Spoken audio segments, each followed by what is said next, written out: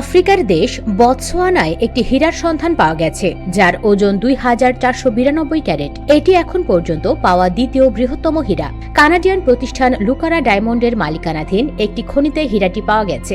বতসোয়ানার রাজধানী গ্যাবোরোনোর প্রায় ৫০০ কিলোমিটার উত্তরে কারোই খনিতে হীরাটি পাওয়া গেছে।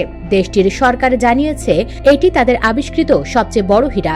এর আগে তাদের সবচেয়ে বড় আবিষ্কার ছিল ১,৭৫৮ ক্যারেটের একটি পাথর, যা ২০১৯ সালে একই খনিতে পাওয়া যায়। বিবিসি জানিয়েছে এর আগে বিশ্বের সবচেয়ে বড় হীরাটি পাওয়া যায় ১৯০৫ সালে দক্ষিণ আফ্রিকায়, যেটি ৩,১০৬ ক্যারেট বিশিষ্ট। এই হীরাটি ৯টি অংশে বিভক্ত এবং যার অধিকাংশ রয়েছে ব্রিটিশ ক্রাউন জুয়েলার্সে।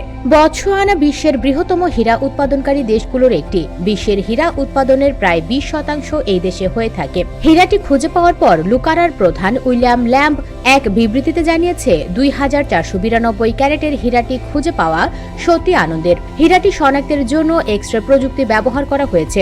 ২০১৭ সাল থেকেই প্রতিষ্ঠানটি এই ধরনের প্রযুক্তি ব্যবহার করে আসছে। মূলত হীরা ভাঙন এবং নষ্টের হাত থেকে রক্ষায় এটি ব্যাপক ভূমিকা রাখছে। US Bengal desk.